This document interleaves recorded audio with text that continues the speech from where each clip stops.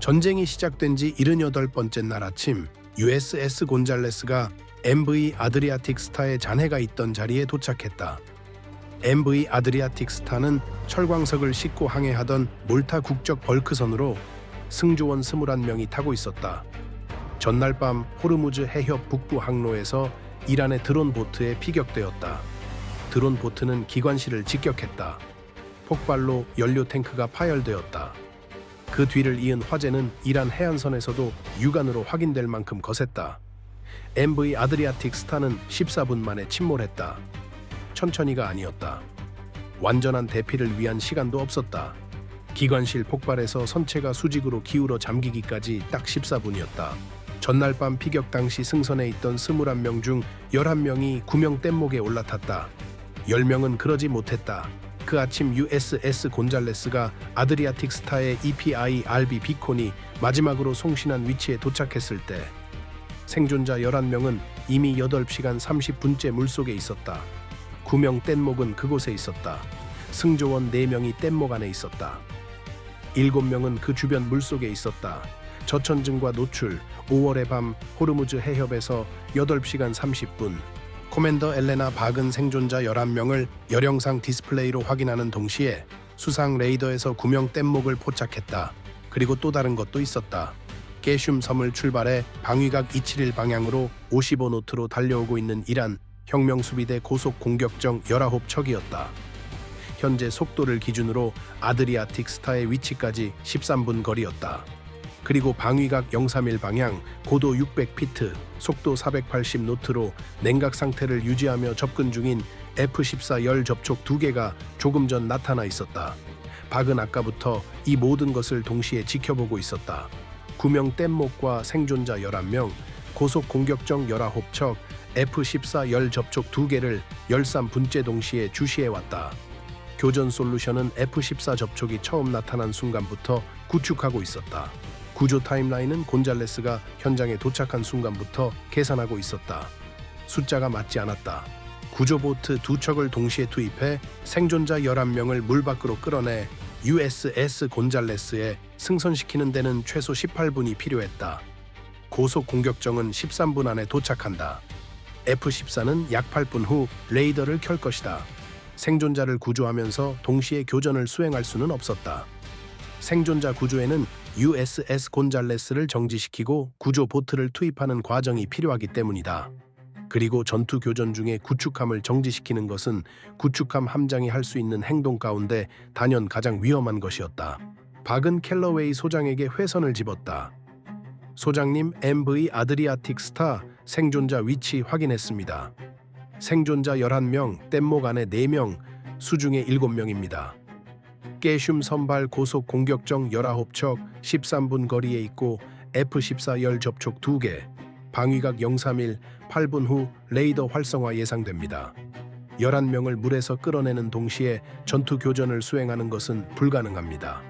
구조를 위해 정지하면 고속 공격정이 도착할 때 저는 정지된 표적이 됩니다. 교전을 먼저 수행하면 생존자들은 30분에서 40분을 더 물속에서 버텨야 하는데 수중에 7명 중 적어도 3명은 그 시간을 견디지 못할 것입니다. 결정이 필요합니다. 켈러웨이는 5초 만에 읽었다. 그는 중부사령부에 회선을 집었다. 소장님, 곤잘레스가 아드리아틱 스타 위치에서 수중 생존자 11명을 확보했고 13분 거리에 공격 편대가 접근 중입니다. 구조를 먼저 할지 교전을 먼저 할지 판단이 필요하고 구조창과 교전창이 겹치기 27분 전까지 결정을 받아야 합니다. 물속에 11명, 13분, 좋은 선택지가 없습니다. 그 아침에 이란이 한 일의 의미를 이해하려면 자국의 드론 보트가 전날 밤 침몰시킨 선박의 생존자들이 있는 바로 그 위치에 고속 공격정 19척을 보낸 것이 결코 우연이 아니라는 사실을 먼저 이해해야 한다. MV 아드리아틱 스타의 EPIRB 비콘은 전날 밤 피격 직후부터 위치를 송신하고 있었다. 그 위치는 지구상 모든 해양 비상 주파수와 모든 해양 추적 시스템에 올라와 있었다. 이란은 생존자들이 어디 있는지 정확히 알고 있었다. 자신들이 선박을 침몰시켜 활성화된 비콘이 이란을 포함한 모든 이에게 생존자들의 위치를 알려주었기 때문이다. 이란은 전날 밤 드론 보트를 보냈다. 그리고 다음 날 아침 고속 공격정을 같은 위치로 보냈다. 고속 공격정이 생존자 위치로 향하는 것은 우연이 아니었다. 생존자 구조를 위해 정지한 미 해군 구축함은 정지된 표적이 되기 때문에 바로 그 이유로 그 위치를 향하고 있었다. 생존자 구조를 위해 정지하지 않는 미 해군 구축함은 11명을 물속에 버려두는 구축함이 되기 때문이기도 했다. 이란이 그 아침에 만들어 놓은 어느 쪽의 선택지도 고속 공격정 19척이 단독으로 만들어낼 수 있는 것보다 미국에 더 나쁜 것이었다. 이란은 바로 이 상황을 만들기 위해 전날 밤 아드리아틱 스타를 침몰시킨 것이었다. 드론보트는 아드리아틱 스타의 화물을 겨냥한 것이 아니었다. 그것은 USS 곤잘레스가 그 아침에 내려야 할 결정을 겨냥한 것이었다.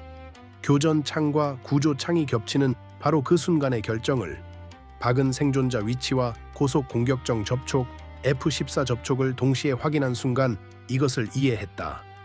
이해했음에도 캘러웨이에게 송신한 것은 함정을 이해한다고 해서 그 함정에서 빠져나올 방법이 생기는 것은 아니기 때문이었다. 함정을 이해했다는 것은 빠져나올 방법을 찾는데 도움이 필요하다는 뜻이었다. 중부사령부는 캘러웨이의 송신으로부터 2분 25초 만에 답신을 보내왔다. 판단이 아니었다. 질문이었다. 곤잘레스가 구조를 수행하면서 기동할 수 있는가? 박은 2초 만에 읽었다. 그녀는 곧바로 회신했다. 부정. 구조 보트는 함정이 3노트 미만 속도를 유지해야 합니다. 3노트에서 방어 기동을 생성할 수 없고 3노트에서 MK-45를 효과적으로 사용할 수 없습니다. 구조 보트가 투입된 순간부터 회수되는 순간까지 저는 정지된 표적입니다. 최소 18분의 정지 노출입니다. 중부사령부가 다시 왔다. 정지 없이 생존자들을 승함시킬 수 있는가? 박은 디스플레이를 바라보았다. 수중의 생존자 7명, 8시간 30분의 노출. 그중 적어도 2명은 물속에서 움직이지 않고 있었다. 구명조끼에 의지해 떠 있을 뿐이었다. 이동 중인 함정에서 던지는 줄을 잡을 수 없는 상태였다. 5노트만 내고 있어도 함정에서 전개된 그물을 타고 오를 수 없었다. 구조 보트가 필요했다. 부정하고 그녀는 송신했다. 수중 생존자 중 적어도 2명이 활동 불능 상태입니다. 보트를 이용한 구조가 필요합니다. 속도를 내면서 보트 구조를 할 수 없습니다. 중부사령부가 31초 동안 조용했다. 박은 고속 공격정 접촉들이 디스플레이 위에서 가까워지는 것을 지켜보았다. 잠시 후에는 9.4 해리 안으로 들어와 있었다. 11분 남았다. F-14 열 접촉을 지켜보았다. 여전히 냉각 상태, 여전히 접근 중. 레이더 활성화까지 6분. 구명 뗏목을 지켜보았다. 승조원 4명, 여전히 안에 있었다. 물속에 7명을 지켜보았다. 그중 2명이 움직이지 않고 있었다. 박은 중부사령부의 판단을 기다리지 않고 F-35C 초계 비행대 회선을 집었다. 드래곤2, 여기는 곤잘레스. 고속 공격정 19척 11분 거리. F-14 2기 레이더 활성화까지 6분. 11명 생존자가 물속에 있고 구조에는 18분이 필요합니다. 제가 생존자를 물에서 끌어내는 동안 18분을 벌어주어야 합니다. 고속 공격정들이 이 위치에 도달하기 전에 늦추거나 막기 위해 할 수 있는 모든 것을 지금 해야 합니다. 제 교전 승인을 기다리지 마십시오. 상시 교전 규칙에 따라 무기 사용 자유입니다. 18분을 벌어주십시오. 초계 비행대 편대장이 4마디로 답했다. 곤잘레스, 이동합니다. 박은 중부사령부의 구조대 교전 판단을 기다리지 않았다. 그녀는 함내 방송을 집었다. 전 승조원 함장이다. 구조 위치 취소. 구조보트 2척 지금 즉시 투입. 우리는 생존자를 위해 정지한다. 모든 무기 배치는 계속 인원 배치 및 가동 상태를 유지. 약 10분 안에 상대가 올 것이다. 사람들을 물에서 끌어내라. 구조보트 2척이 물 위에 내려진 것은 곧이어였다. USS 곤잘레스는 속도를 2노트로 줄였다. 초계 비행대 편대장은 그 직전에 38,000피트에서 하강하기 시작했다. 북쪽 편대 선두를 향해 GBU-38 유도폭탄 4발을 투하했다. 4발 동시 충돌, 접촉 4개 격파, 이어서 4발을 더 투하했다. 4발 더 충돌, 52초 만에 접촉 8개 격파, 윙맨은 동시에 남쪽 편대를 상대했다. GBU-38 4발, 4발 충돌 또 4발, 4발 충돌, 접촉 8개 더 격파, 69초 만에 16개 격파, 접촉 3개가 남았다. 3개 모두 곤잘레스의 정지 위치에서 6.1 해리 안으로 들어와 있었다. 55노트로 칠 뿐 3초 거리. F-35C 편대장이 마지막지 BU-38 두 발을 투하했다. 한 발 충돌, 접촉 하나 격파, 2개 남았다. 5.4 해리 안, 6분 11초 거리. 그때 F-14 2기의 AWG-9 레이더가 동시에 활성화되었다. 이미 USS 곤잘레스에 라곤한 상태였다. 정지 상태. 구축함으로써 최악의 표적 기하학 AIM-54 피닉스, 미사일에게는 최상의 표적 기하학 박은 AWG-9 활성 전파를 감지했다. 그녀는 F-14 접촉이 처음 나타난 순간부터 11분 35초에 걸쳐 구축해온 SM-6 솔루션을 갖고 있었다. 정확히 그 접촉들, 정확히 그 방위각에 대한 11분 35초의 솔루션 구축이었다. 레이더가 켜진 지 3초 만에 첫 번째 SM-6을 발사했다. SM-6은 첫 번째 피닉스에 도달해 근방 8m 거리에서 폭발했다. 첫 번째 피닉스 격파, 두 번째 SM-6, 두 번째 피닉스로부터 11m 거리에서 폭발, 두 번째 피닉스 격파, 세 번째 SM-6, 세 번째 피닉스 격파, 네 번째 SM-6, 네 번째 피닉스 격파, 피닉스 4발 모두 격파. USS 곤잘레스는 이 노트로 물 위에 정지해 있었다. 초계 비행대 윙맨이 접근하는 F-14 2기를 향해 AMR, AAM 두 발을 발사했다. F-14 2기 모두 격파, 공중 위협 제거, 고속 공격정 2척이 남아 있었다. 3.9 해리 안, 4분 14초 거리. 펠랭크스가 2척의 생존 고속 공격정이 교전거리 안으로 들어오는 순간 활성화되었다. 첫 번째 접촉 격파, 두 번째 접촉 격파. 수상 위협 제거.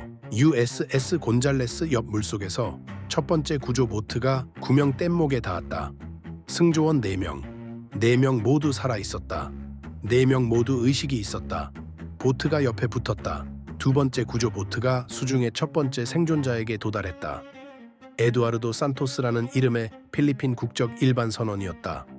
그는 전날 밤부터 8시간 48분째 물속에 있었다. 살아 있었다. 구조 보트가 그를 끌어올렸다. 두 번째 생존자, 세 번째, 네 번째, 활동 불능 상태였던 2명의 생존자가 물에서 끌어올려졌다. 2명 모두 살아 있었고 2명 모두 의식이 없었으며 2명 모두 숨을 쉬고 있었다. 수중의 생존자 7명 전원이 구조 보트에 올랐다. 구조 보트들이 USS 곤잘레스로 돌아왔다. 마지막 생존자가 승함한 것은 화재가 진화된 시각 즈음이었다. MV 아드리아틱 스타 승조원 11명, 8시간 47분을 물속에 있었다. 11명 모두 살아 있었다.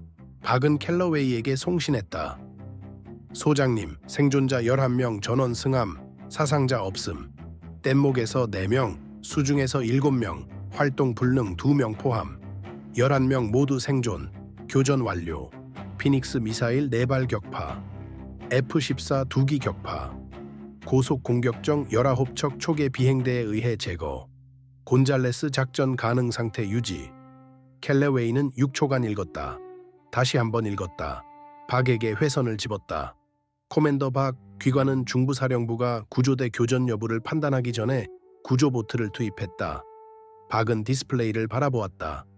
생존자 위치, 지금은 잔해가 된 고속 공격정 접촉들, 사라진 F-14들, 의무실에 있는 MV 아드리아틱 스타 승조원 11명.